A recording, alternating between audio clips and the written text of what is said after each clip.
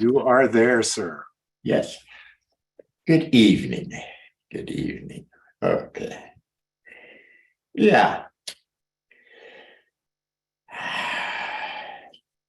I thought we'd do something kind of easy just to refresh certain things and get a sense of how to move along a little bit more in certain things. I was thinking you all have different vehicles that you use. For example, a lot of us are Aikidoists. I like to sit lately, the last few years. I like to sit and inquire. I know many of you are musicians, so when you play your instrument, are you doing the inner work? And I'll ask you to dialogue with that. So those of you who are musicians, be ready to jump in with your insights of your inner development using your outer instrument as a reference. Roy's not on tonight, but I know he likes to walk. And while he's walking, he's doing some inner exploration, finer dimension stuff. Amy Florida on tonight? Yes, she is. Amy, you want to come on? Yep. Come on, I just Hold on want to a give her. second. We just want to give her. Wait, hold on You a second. finished? I'm here. People from New I'm York. here. You can't stop them. I just wanted to give you a heads up for Oh, thank you. later. We're going to dialogue. You mentioned swimming and what you do. And I think you mentioned, did you mention what, something else? Walking? I remember Yeah, we the talked swimming. about walking. Mhm. Okay. Later. Soon. Bye. Okay. Autumn, nice to see you. Hi, Sensei. How's it going? Let's see. Noah likes Tai Chi as a reference. Hi, Sensei. So I think we'll try to see if anyone wants to jump in on their different forms. I don't know what to call that. Meditating, inner inquiry, different forms, different vehicles. Is that sort of okay? Yeah.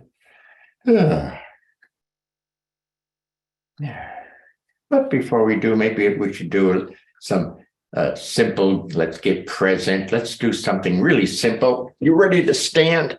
Oh, I'm not, but I'll give it a shot. Oh, God. There we are. Because we have to walk around sort of encased in this body. Let's start there with it. That's simple. I was thinking, what simple? I call them dumb exercise. Okay, what simple exercise could we use? Okay, I was thinking pretty simple and pretty dumb is just left and right, up, right and left, down. Easy. Easy. Easy for me infers settling and opening. Easy. Settle. There's a sense of more room or opening. So that's what my flavor of that word. Easy.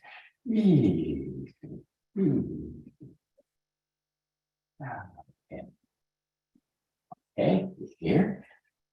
Of course, we're starting probably with some degree of thinking, figuring out. Easy, let's settle down more into the body and left and right up, right and left down. Easy. A little inference on that, a little bit better level. I don't even bend it like a tenth of an inch, but a little better level. Okay. And easy. And left and right, up. That's down. Feeling. Feeling, okay. Feeling. First levels of feeling. Maybe the gross, I'm feeling a little heavy on the shoulders, a little heavy. That's okay, feeling. Just feel. I didn't say it was going to feel good, but feel. Easy, easy. Being present here. And left and right up. Right and left down. Easy, sense of more room, easy. Feel. Feel yourself. Feel. Feel. Remember your simple basics as you settle down and open up. We're accessing more energies. So make sure in that opening up that there's room for the more energies to flow through. If you don't have enough room, the energies flow through and maybe will add to your constriction. Okay. So push you out from being rooted. Easy, settle, open. And at whatever level you're at, the left and right are coming up. Right, left, coming down. To a new terrain, easy, open. And I want to say finer feeling, a little finer feeling at this level. Easy. Finer feeling.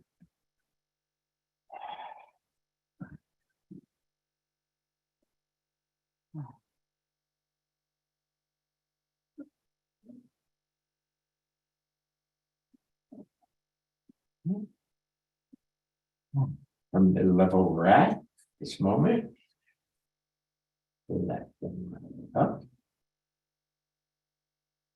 inferring balance, right and left down, inferring balance. And at this level, easy, open, feeling finer, finer feeling, finer feeling.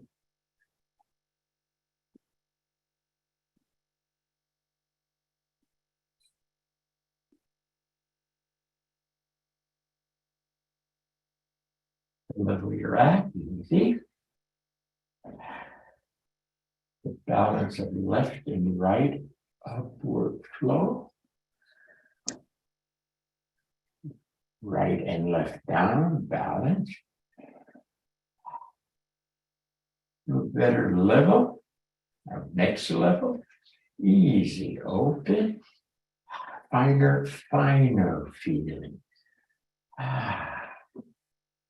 Finer feeling. Don't know if I want to throw out examples, but the last one, there's much more back support. This one, my fingers are starting to get warm and tingle, they're coming alive more. And you got the drift of that. And again, should be getting close to shifting from finer feeling to feeling sensing. Okay? Easy from the level we're at. Balance left and right up. Right and left down. Better level. Easy. There's more room. A deeper sense. More room. Sense feeling. Sense feeling.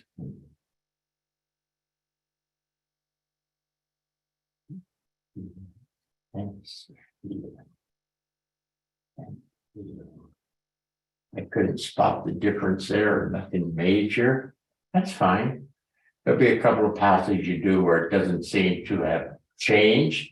It may have, but it was minute enough you didn't quite catch it. That's fine, no problem. Whatever level we're at. finer sensing. Balance up. Balance down. Sensing. In this finer, more open space. Sensing. Sense. Feeling. Sense. Feeling.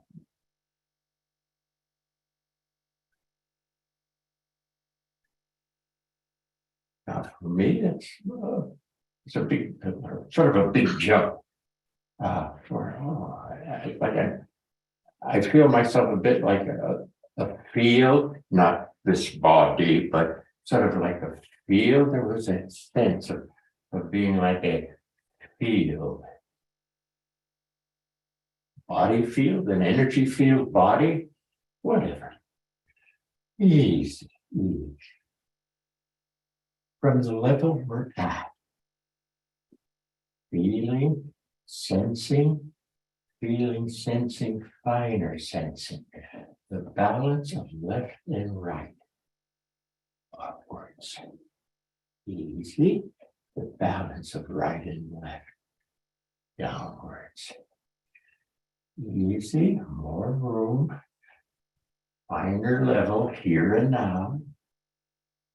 Sensing, feeling, sensing, feeling, sensing, finer.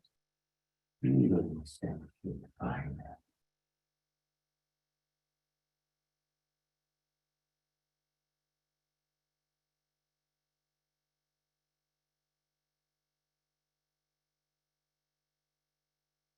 And that one was also for me a sort of a pass. There was a lot of energy to my head, and I couldn't feel anything particular. That's fine.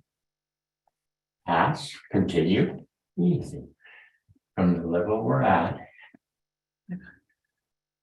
balance of left and right. And feel. Balance right and left downward.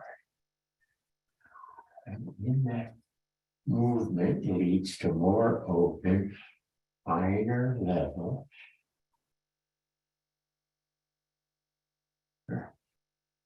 Sense experience. Sense experience.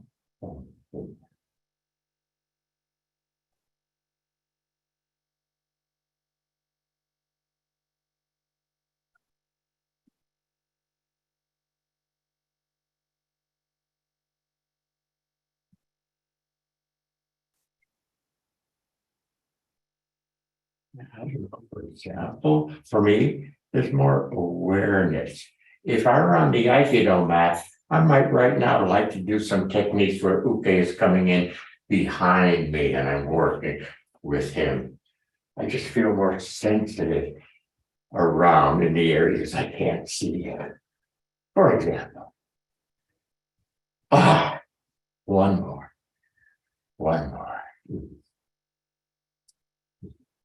Deeper.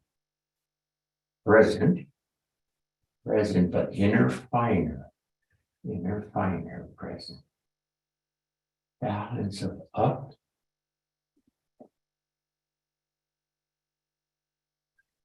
Balance of down.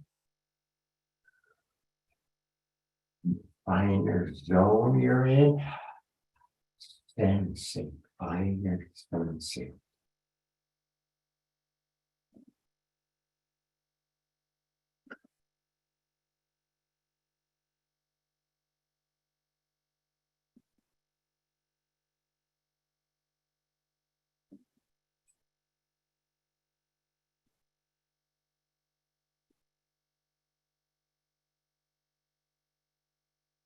Going out in my fingertips, whatever. Very sensitive. If I were a piano player, now I would like to check out my finger activity on the keys, for example. Easy. So this inner finer affected my outer activity, for example. Okay, take a pause on that. Ueshiba. Ah. Okay. What I call a simple practice or a dumb practice. What'd you get out of that?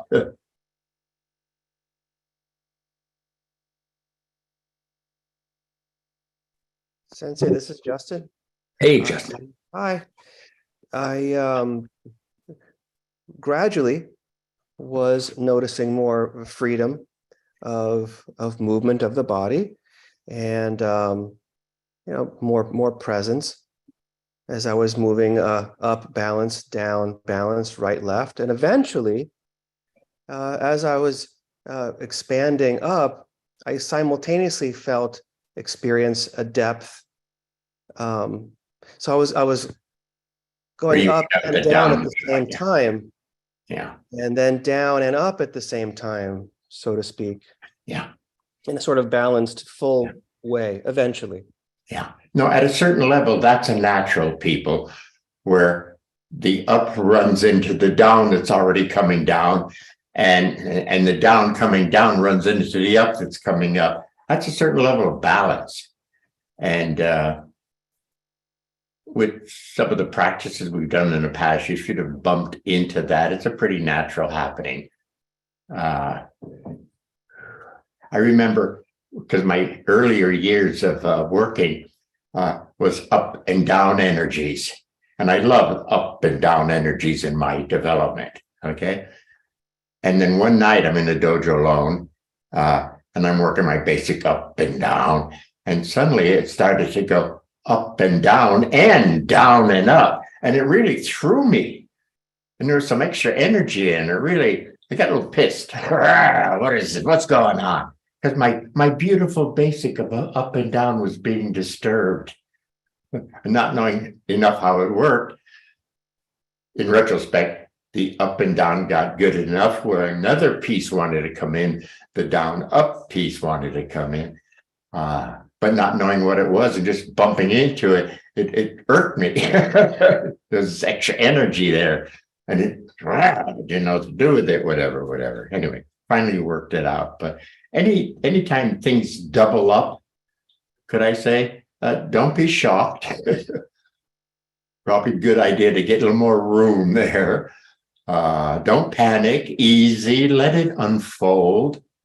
Okay, don't run away and try to figure it out, because you're moving into a much finer zone. Your Bobby figuring out won't work very well. Just let it unfold. It will clarify. If you're properly there, letting it unfold, it will naturally clarify. It might take a day, might take a week. Okay. Sometimes I sit out here on the front porch, and for a week, not much goes on. Even though I'm moving my arm, there's nothing happening kind of thing. But then suddenly it clarifies. It's like, oh, okay, that's the major. Oh, okay. It's got to be easy. Yeah. Thank you. Somebody get anything out of that?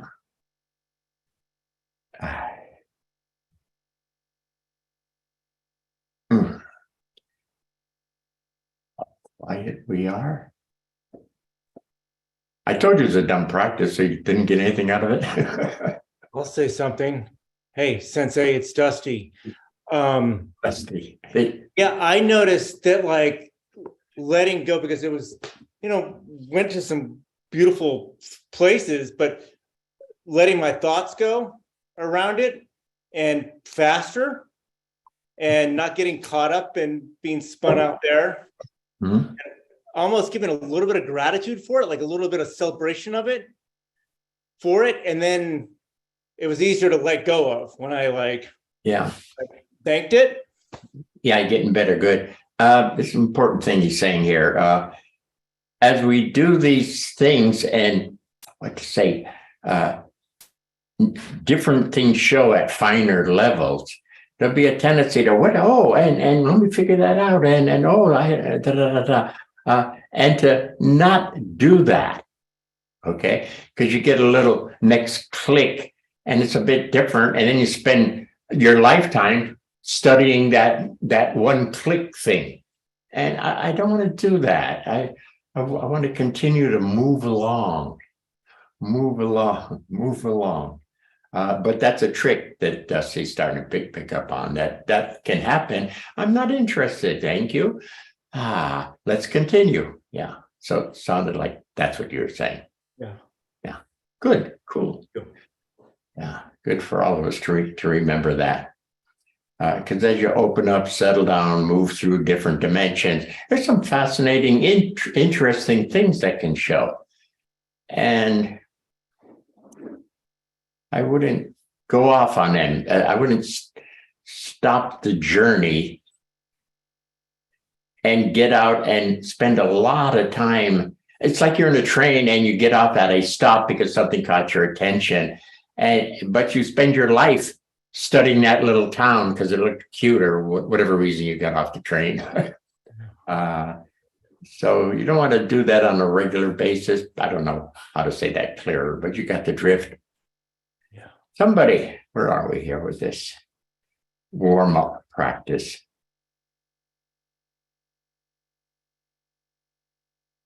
Nothing important.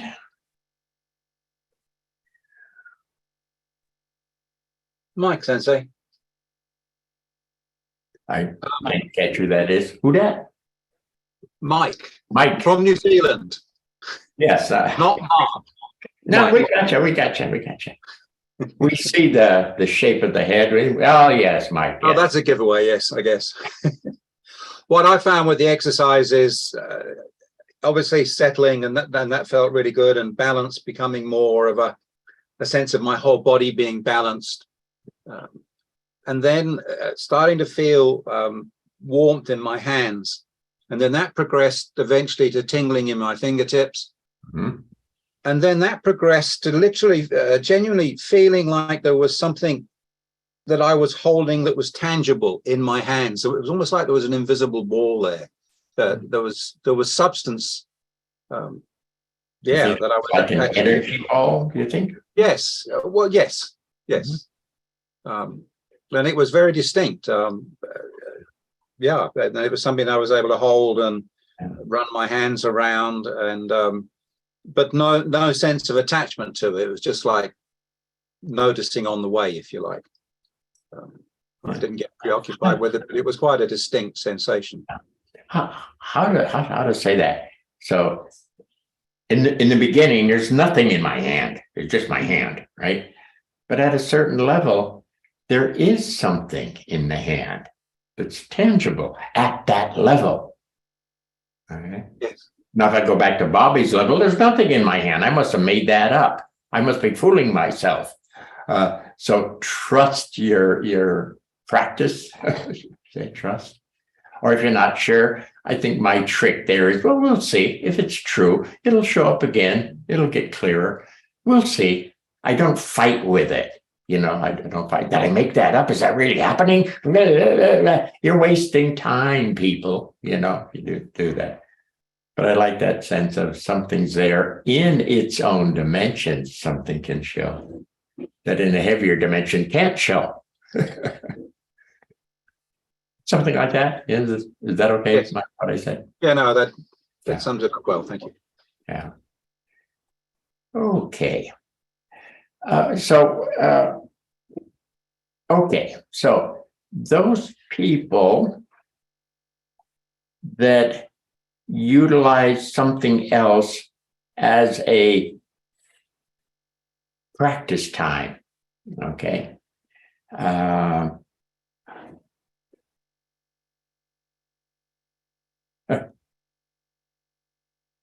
This thought of that movie Wax On, Wax Off just came in, took over my space there. That's a job, and it's not just, oh, your hands learn to move this way and that way. That's a real heavier of it. It's true, but it's the heavier of it. But if you're doing more inner work, there's something, oh my God, the center moves the hands. The center moves the hands. Oh, now we're getting set. Let's continue finer and finer. So anyway, I got taken over by Wax On, Wax Off. Sorry. So, Amy, Florida, let's start with you. Swimming. So you just don't swim to swim, right? You're on. No, I don't swim to swim. um, Actually, you inspired me. Over the years, all these years, I've been going into the ground, going deeper and deeper into the ground. And you said to me that that was too thick, that I should start settling down into the water, a finer dimension. So when I swim now, and you also said something else which inspired me. You said that when you were studying with OSensei, he told you that you were too much in your head. And I don't remember that. myself, But yeah, you okay. said that. You did say that. I And, lied. I lied. remember I was that never too much exactly. in my head. So I figured if you're too much in your head, I really got a problem. So I use swimming as a way. First, what I do is I just kind of settle into the feeling of the stroke, the side stroke that I do. So Body feeling, yes. yeah, so that I'm not in my head, I'm just feeling the side stroke, the water, And then what I do is I ask it to come through me and to, there's a finer dimension, there's a finer level of self.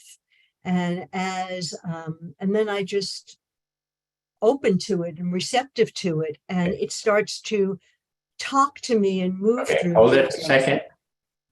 Yeah. Now she's shifting her reference to self. When she's saying, I let it come through me and talk to me, she's shifting to self that's there. She didn't make that clear enough, so I'm adding that for clarity. Okay. So she gets the body movement, right? The body movement. Helps ease the mind. Nothing much to think about there, right? And then she directly says, and self, I know you're here, whatever. Come hang out with me, show me you're here, talk to me, whatever. You're on. Yeah. And I at times I ask it a question, Mhm. What do I need to be focusing on? Or what's the what's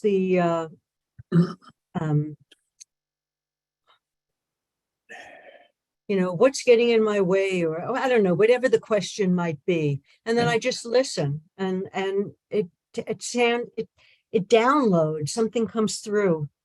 Yeah. Okay, so swimming as a meditation style.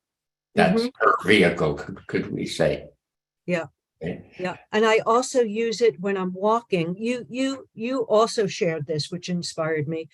You said that when you walk, you let it walk you, and let the energy walk you. So I've been playing with that too. Just instead of me just doing my walk, just allowing it to come through me and walk me in whatever way it walks me. Okay. Could we say there that in that case, you're continuing with the body form? So I walk, as I settle and open, there's something finer in here. Who's a finer walker? And as that one starts, as you open, that one starts to establish the finer walker who walks the heavier human walker. Yeah. So in that case, she didn't shift to self. She stayed with the body and the finer. Could I say that? Yep. And then I use it. I use this stuff a lot. I use it when I'm making a presentation, doing a webinar, or coaching people. Before I do my work, I always shift into a finer self. And I do it as two sets. So I'm using some of the old work and the new work. The old work was 10% more of this energy coming through, this finer dimension, whatever. And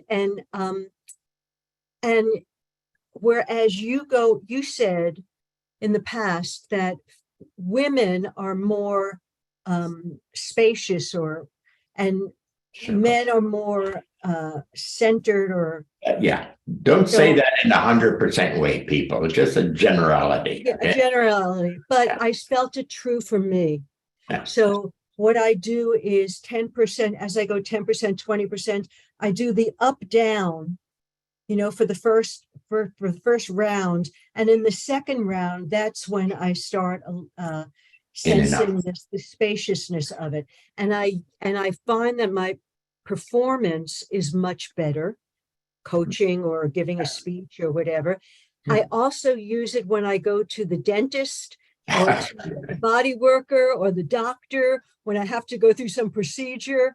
I open up to this finer self that could handle the energy that that anxiety that I might start feeling initially, so and allow whatever the doctor is doing to me or the dentist is doing to me to kind of take hold in my system in a harmonious way.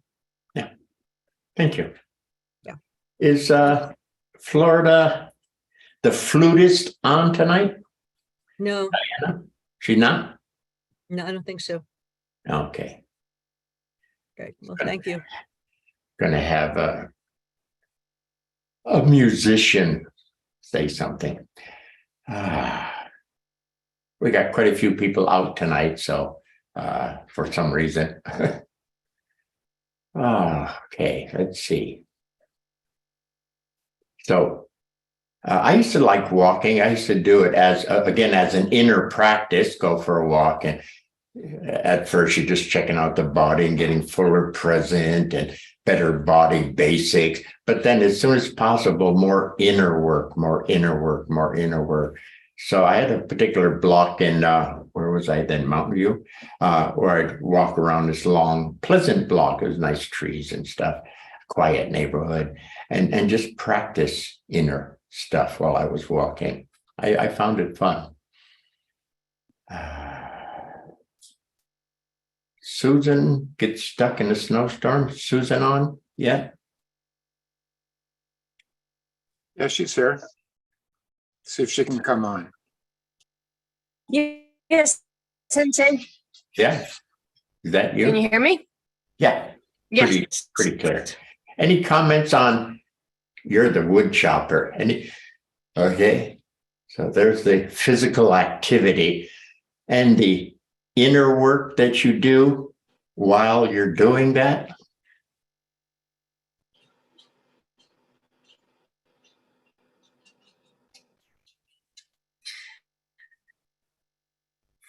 First is my up down lineup, and next is the character of the wood chopper and allowing that wood chopper character to fully develop. Okay. Obviously the wood chopper. And then self.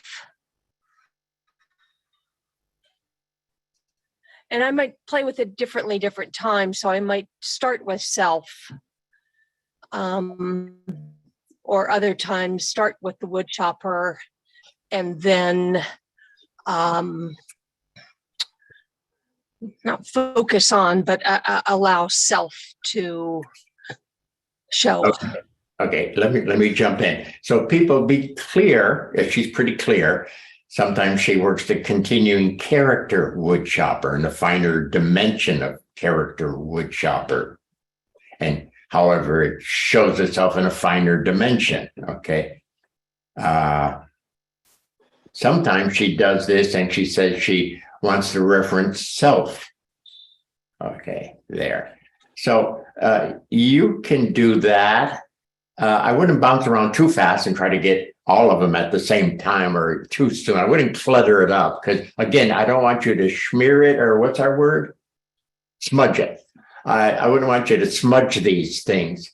So generally speaking, I would stay on one. If you're working character, stay with character, continue with character for that whole session, okay? Not you got to do it this way only, but that's kind of neat. Just stay with that. And then another section, if you feel like self wants to show for whatever reason while you're chopping wood, then you know you're going to do self and stay with that. Stay with that for quite a while. I think it's a good trick, just so you don't bounce around too fast and start to get smudgy and get confused between who's who and what's what. Here, did I say that? Okay. Did I say that in a nice way? You did. Oh, good. Yes, you did. I'm trying to be nice. But you damn people make it hard for me. I will.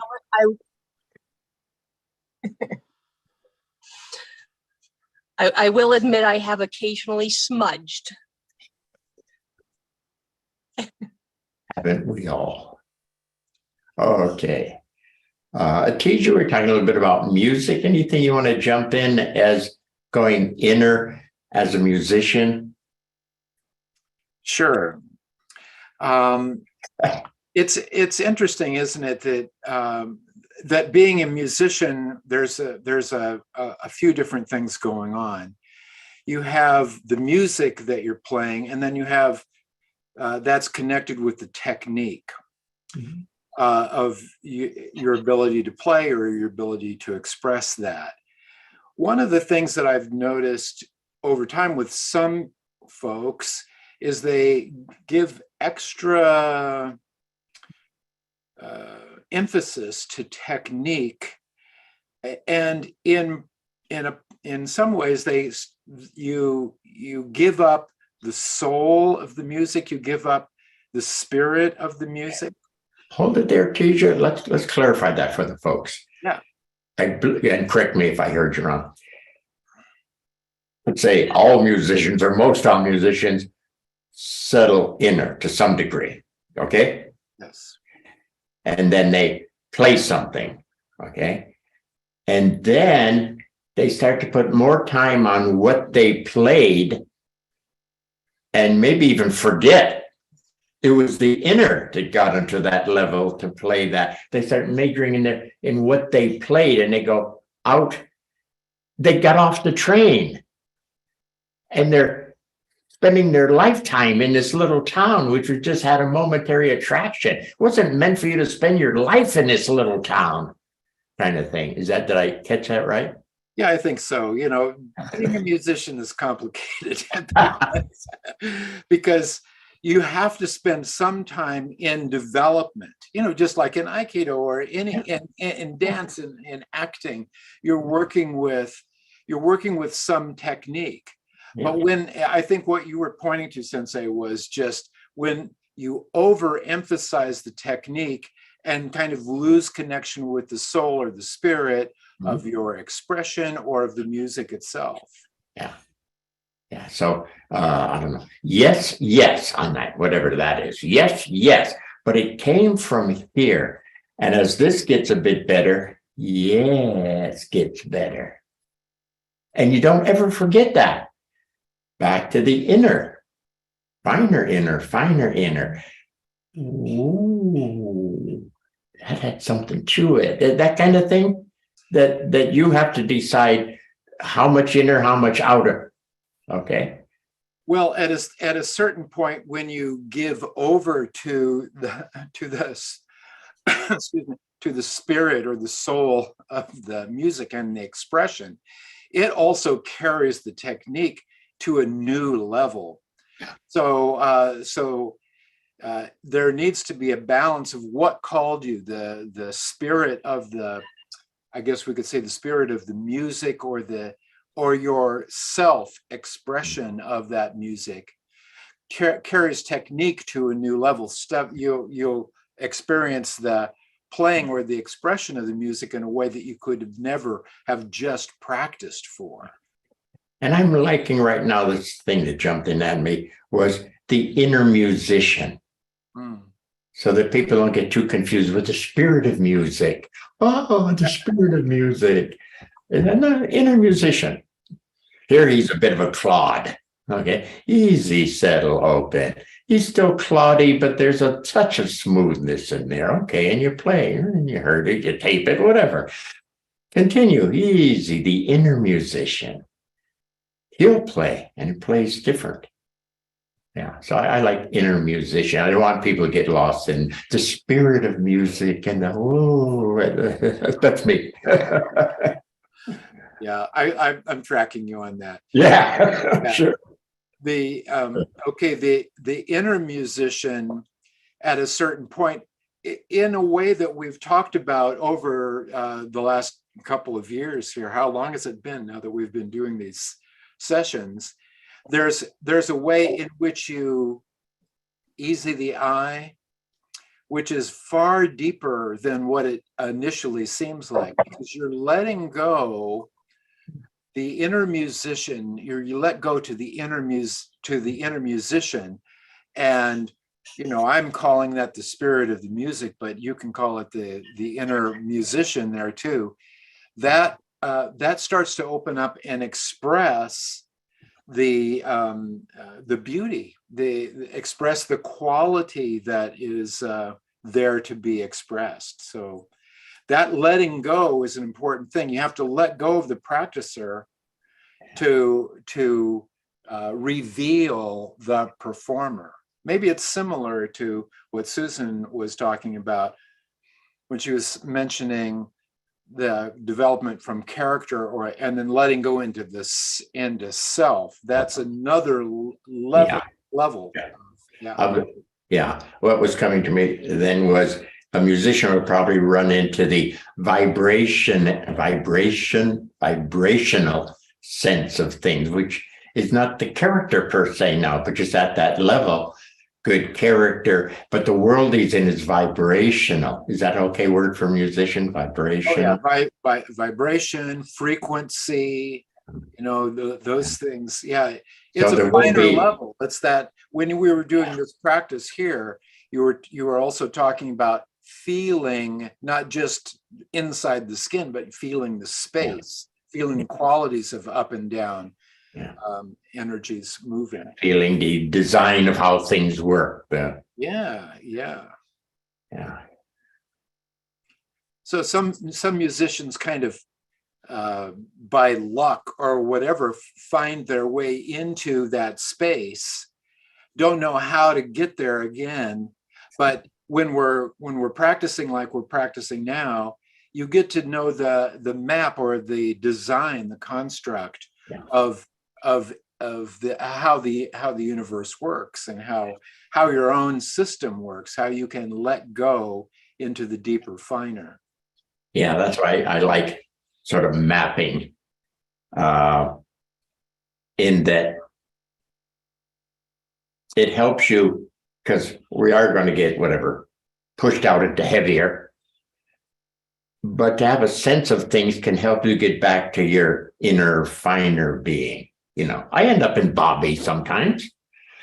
I kind of know the basic rules to get back to Robert to Nadeau. So that's nice for daily life to know where you're at and have some tricks of how it works to get back to the better of you, the more of you, the finer of you, and then to begin to particularize. Do you need a character, or is it self's time to want to be present and show? Whatever. Space helps. Okay. Hard for this guy to move into finer because he's here and the finer's here. So to know space is a good trick. Easy. There's more room here. Easy. And in more room, this body is freer. So the character can start to show. In more room, space and self are really close buddies. I mean, they all are, but space and self are very close. So they make a nice combo. Blah, blah, blah. Yeah, great. Okay. I would offer one other thing in since we're talking a little bit about this in relationship to performance. I remember probably it was late or mid 80s, and I was doing an album release party at the Great American Music Hall, and you were there. And I was really feeling like this is an important performance, and the energy was really coming up and kind of giving me butterflies or giving me anxiety. and what you did with me backstage was, okay, settle it down, and the energy is your ally. Can you allow that? So I think that's part of this process that we're talking about. I think we mentioned it tonight on that. I mentioned for a moment.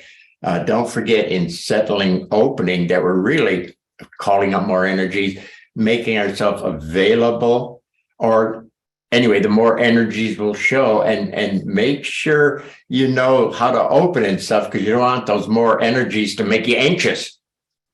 Yeah. Push your shoulders up tighter, or whatever. Excuse me. Thank you. Thank you very much. Great. So, and Autumn, make sure you got that down pat. Stage fright, any kind of anxiety, it's just more energies. Have it down pat. How to open. How to open before time to I don't know, get the channels open, to get used to opening up the channels for more. So when more is suddenly there, it's old hat. You're already open to them. You know, it's easier.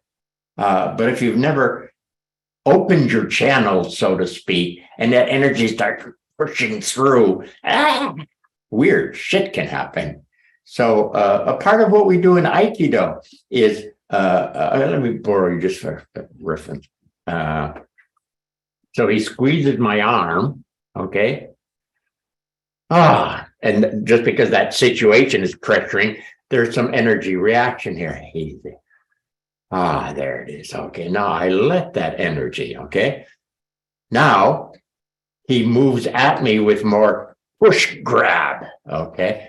Easy, I'm opening up to more energies. Push grab, I got a little reaction there. One more, easy, open. Allow the energies. Oh, here we go. Got them. Okay. So what we're doing is playing this game of being attacked. God forbid, but it's a good practice, because it doesn't have to be a physical attack. It's a situation happening that calls up energy. That's all. Period. Boom. So we practice opening and being okay with the energy, so that no matter what the situation is, we've opened up our channels. So whether it's an earthquake or a bitchy partner spouse, same thing. Be more open. Otherwise, you're going to react. And you're not allowed to punch out the spouse, either side anymore. Okay? Whatever. So a lot of our work is cleaning. We're like doing rotor-rooter work. We're just kind of cleaning those pipelines out. We do it as a game. We do it purposefully. Okay? So that's one simple way of looking at how to function better in daily life.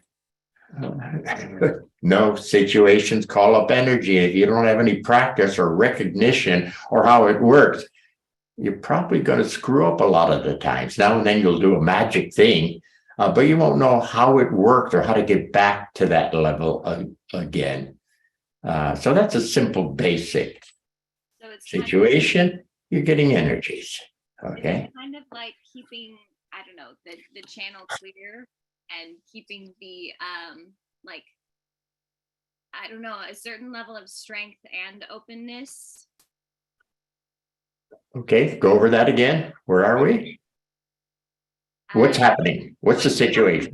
What you're talking about, like on set or on stage, something magical can happen when like the space is opening and you're kind of creating the environment for the situation and the circumstances to live, and you're opening and you're opening and you're opening, but if you're not kind of used to that level of strength as well, then maybe, you know, something might bump you out or push you out, and you wouldn't know necessarily either how to get back or how to do it on your own or that kind of thing. I think with practice, let's say, okay, you know, open. But that's why we practice, I guess, is what I'm saying, in support of what you're saying. And maybe in certain cases where you're on stage, which is different than in front of a camera where you can control things a bit better. You can say, I need a 5-minute break. Can't do that on stage, right? Anyway, where was I going? I got lost.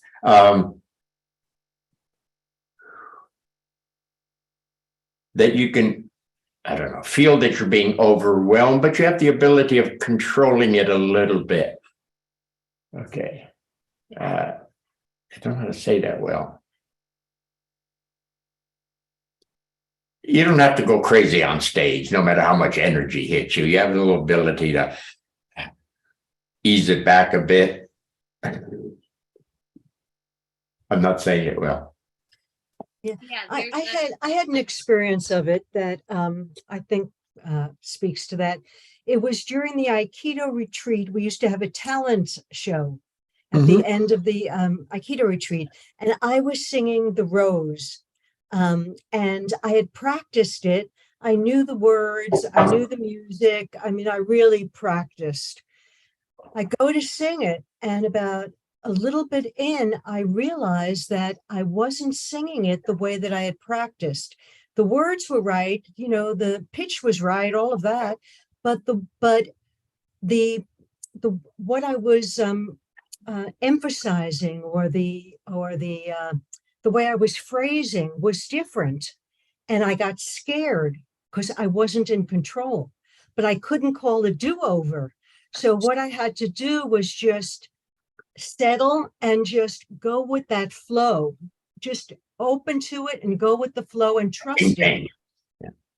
And I didn't know if I was doing a good performance or a bad performance. I wasn't even thinking about that. I was just in the flow, letting it out the way it was coming out.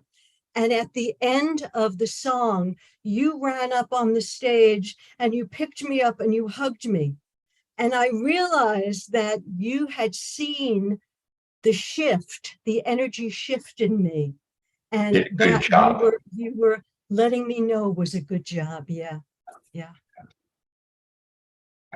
Autumn, I don't know if any of that helped. Come back at me another time. Thank you, Sensei. Thank you, Amy. Okay, so if Roy were here, I'd have him talk about his walking. We talked a little bit to Susan about wood chopping, swimming.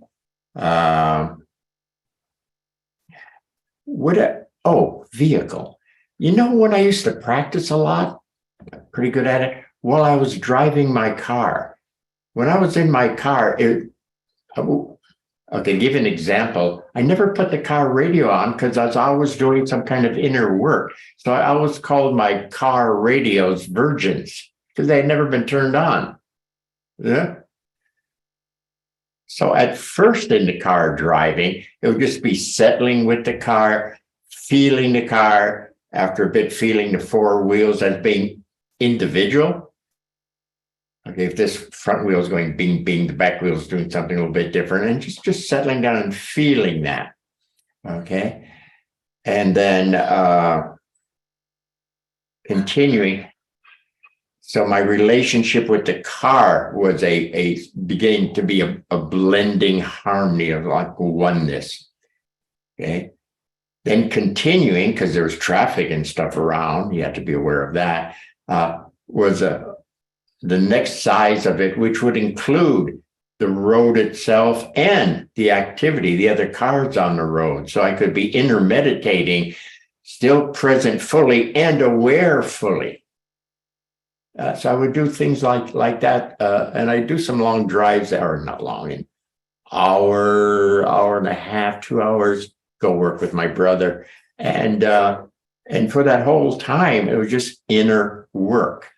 So driving was my vehicle for inner work. Okay. Yeah, I really like that one. I love driving down the Big Sur because it's the coast highway. And some of the old cars I had, but they all feel like sports cars on that highway because I would do that. I would settle with the car, me in the car and the four wheels, da-da. And any junk car I had felt like a sports car, shooting around those curves. It was great. I loved it. So anything is game. Swimming is game. Driving your car is game. Anything is game. You want to fill that in, something you use? We were going to maybe invite Noah to talk a little bit about his Tai Chi Tai practice. Chi, Bob, you got something on Tai Chi here? Yes, Sensei.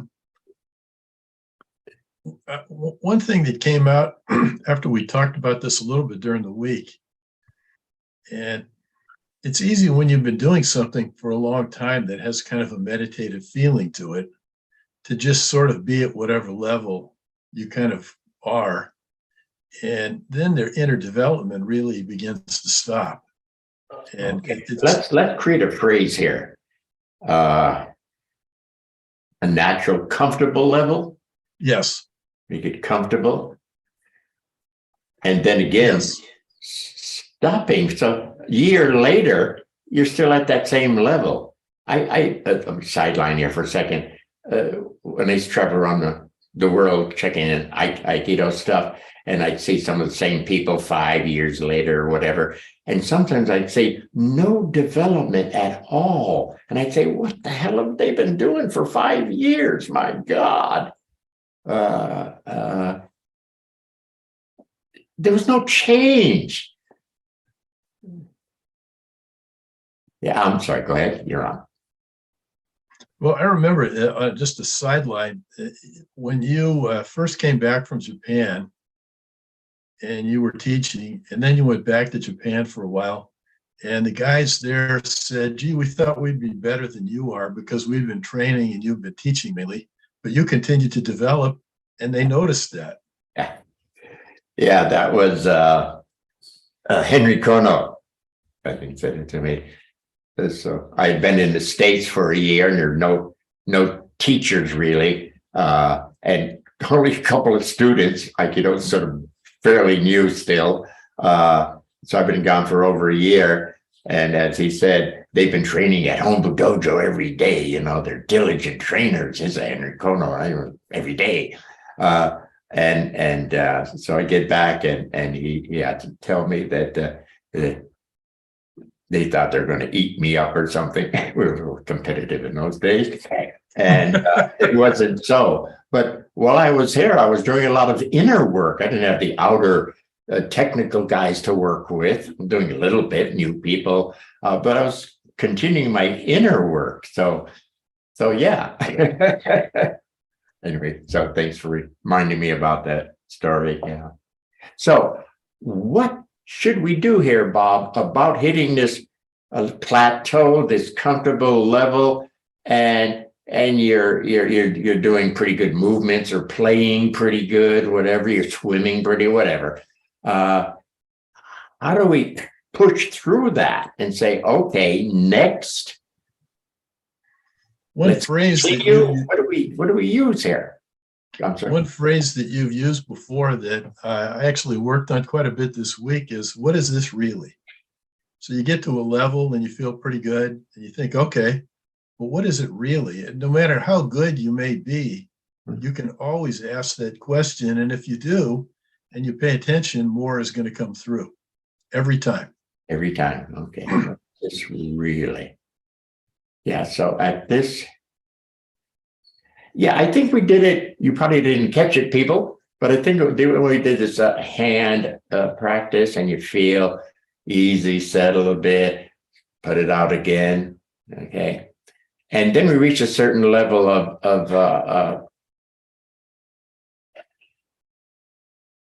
sort of getting past the physical feeling level. And I throw out the question, used to be an arm, what is it now? And that was the trick of moving into another level with that practice. Did I say that right? Yeah. Used to be an arm. What is it now? Also, another trick was not to look, oh, it's a physical arm. Well, what is it now? It still looks like a physical arm to me. So part of it was also taking your eyes off. Okay, this that used to be an arm, in finer, what is it now? I'm sort of hearing a word, extension. It's an extension. Okay, fine. It's an extension. Easy. I accept that. Easy. What is it now? finer, inferring finer. It's almost like it's checking out things. I think there's a word, but I don't know it. A scout, a checker outer, a sniffer. I don't know. But anyway, yeah. What is it? Yeah, yes, it's that at that level. That's the reality at that level. But to continue, so things like that. What is it really? In a finer, what is it now in the finer? Something to keep moving you along. Anyone else have other words or phrasings for when they want to move past their comfortable zone? Probing, being curious. I'd say the first word again. I didn't hear the first one. Probing. Probing. Like probing, yeah. Are you talking about my arm thing? Yes, for sure. Okay. I'm talking about you. Yeah. What do you use to potentially move into finer? If you think you're getting stayed, S-T-A-I-D, is that a word? Stayed? Yeah. Yoga.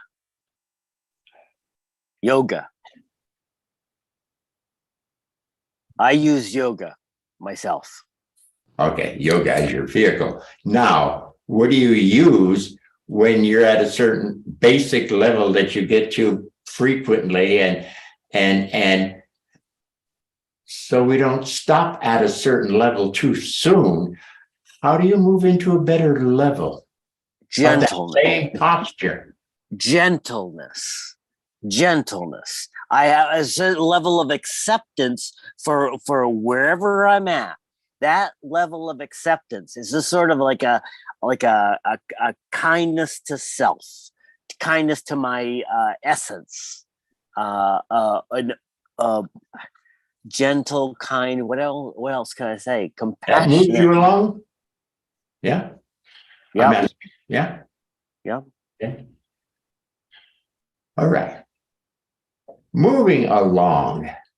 What do we got? Let me check my notes here. We got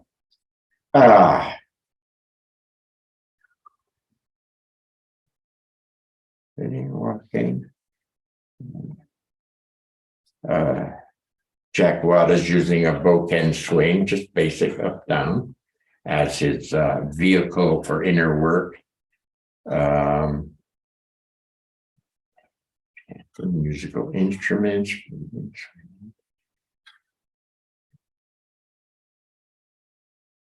Breathing practices, of course.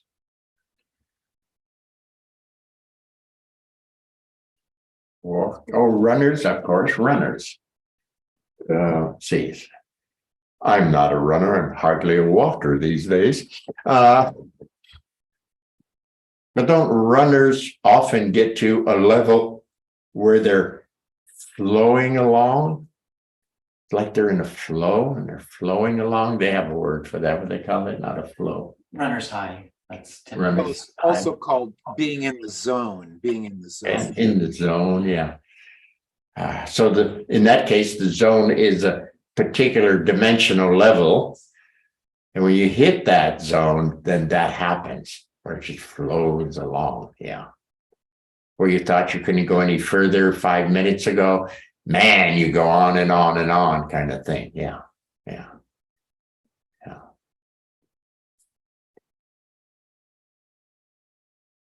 Okay, so to use things that you like doing, running, swimming, and to maybe go a little bit deeper with them so you don't get stuck at this, oh, here's my nice, comfortable place. Yeah, cool.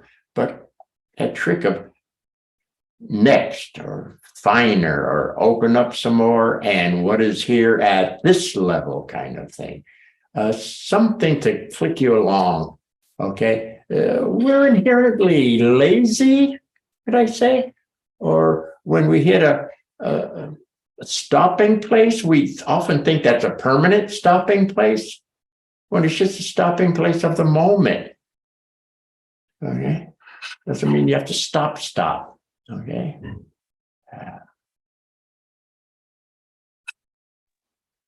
Sensei, Sean here. The idea of getting your wind and then getting your second wind, and even a third wind or fourth wind, but getting your wind, that's what it's about, right? Yeah. At one level, I get winded. At another level, it breathes a bit better. Get your second wind. Yeah. Yeah. Basically. But just to realize that little hobbies or vehicles that you use can be cool. You're going to do them anyway. I was a little sad the first year or two of the Corona thing, where the Aikido people, oh, I can't get on the mat, oh, whoa, whoa, as if they couldn't do anything. And I thought, can you only do inner work or whatever you're doing on the mat? On the mat, can't you pick up something in another form? Can't you continue inner development? Or were they missing the mat because all they did on the mat was physical exterior? So they missed being able to do that? But if they're doing inner, then they shouldn't have been bitching about not being able to be on the mat. I can accept that a bit. Of course, it's fun to be on the mat. Yeah. It's fun to swim, fun to run. It's fun to play the music, whatever. But inner work is inner work. And you should be able to pull that off any place, anytime. And have the ability of moving deeper, finer in whatever form you're using. Okay. Is all I'm saying. Anything, people, anything? Sensei, Bob here. Yeah. You talked about a woman that OSensei really admired who ran kind of like a little knick-knack sort of candy shop. I forgot exactly what the business was. Yeah. It sounded to me, in the context of our conversation tonight, that she was able to use running that little shop as a form of inner development to the point that it got favorable attention from OSensei, which means she must have done pretty good. Yeah, my way of saying that would not knowing her or that's it. But she probably had a nice inner self, inner glow, something that OSensei liked. So here she was, just a little old lady thing in a nothing little store, but just boom, she was her. So yeah, I don't know what to say about that, but yeah.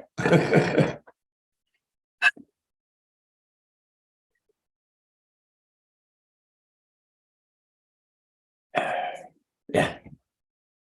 Anything, Bob?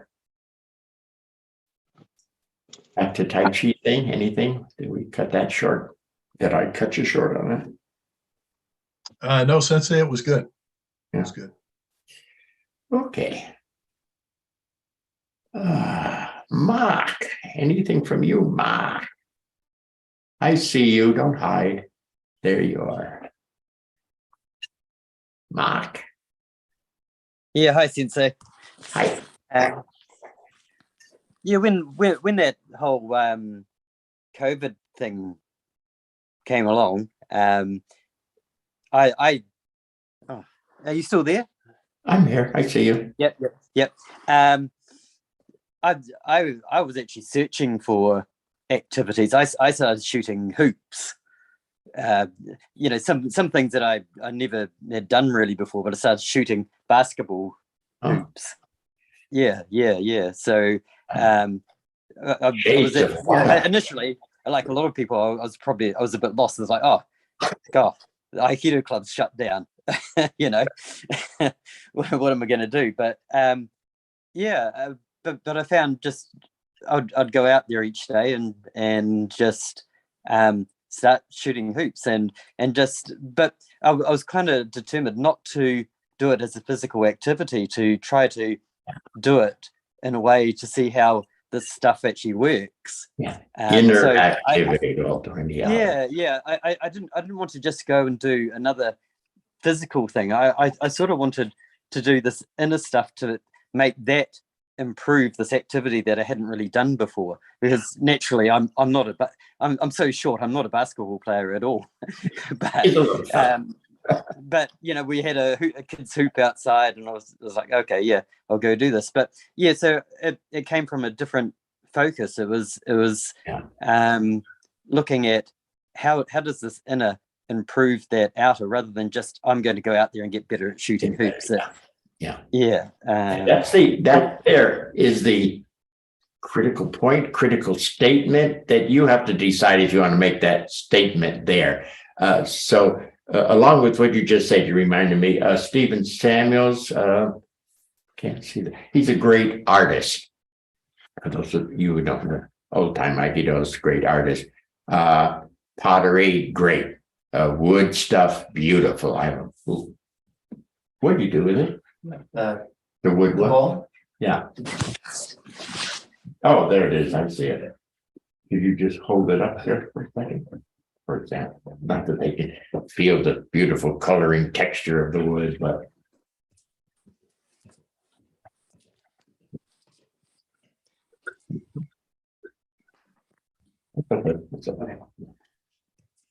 oh, thank you. It's one of these pieces he gave me. So anyway, so whatever he does, he does great work, beautiful work. And I call him and I want to double check with him about so his artistry is also his inner development, and he sets that up beforehand, before he touches the wood or the pottery or whatever. Beforehand, he opens up and knows it's going to be inner work. So he approaches it from the get-go as inner work. And then he does his outer, always reminding himself, for lack of words, inner work. So quite likely part of the reason he's a master, I don't know what word, he's a great artist because he's working from inner to outer. Okay. Finer the inner, better the outer, potentially. Okay. Now, all we're trying to warn people about is, yes, you got to keep a check on the outer. Yes, you got to hear the music. Yes, you got to see your product. Yes. It's just some people start to forget there was an inner and get more carried away with the outer. And that's where we got to say, oh, shit, they had it, they missed it. They had it and they left it. So what a shame. Okay. So yes, being aware, whatever, measuring the outer, yes, but it's based on your inner. If you're of that ilk, that type, if that's important to you, the inner development, inner awareness, unveiling,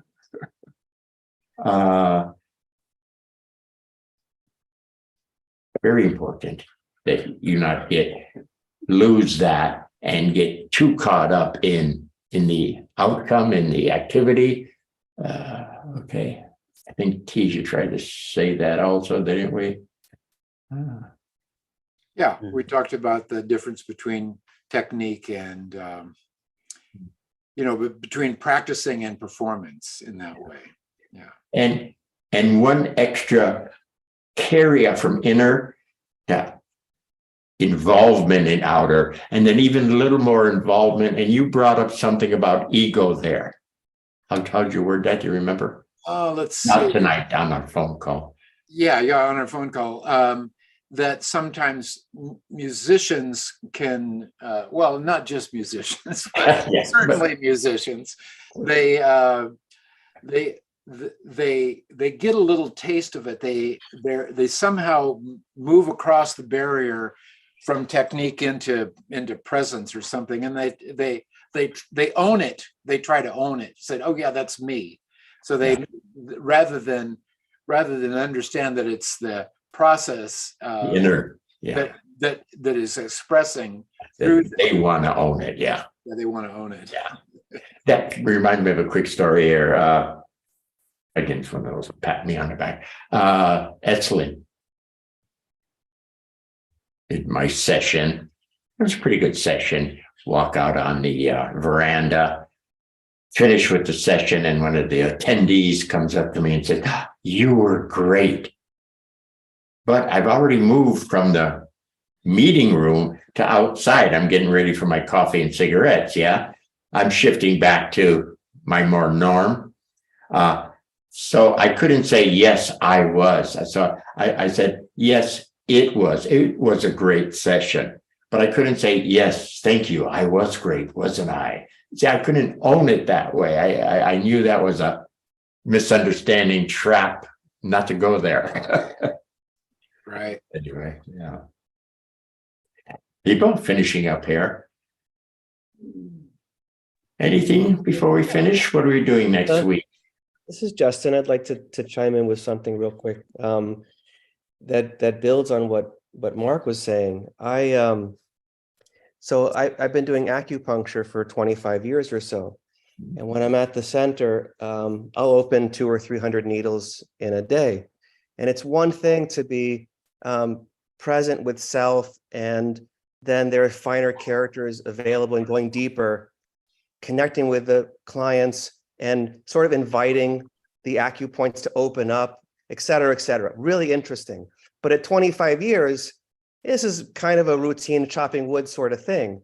What I really love about this inner development work is taking it into some novel, unique, one-off kind of thing. Like I had, as an example, I had a group of friends who were going to run what's called the Ragnar Relay. It's a 200-mile relay race. And they said, we're short a team member. You got to join our team. You're an Aikido person. You're fit. You'll do fine. Like, okay, I don't run. But he said, don't worry. It's in 6 weeks. So here I got to train to basically run a marathon broken into 3 parts, running 200 miles. I've got 6 weeks to train. And it was the inner work of finer character, the running character, et cetera, that really carried me through.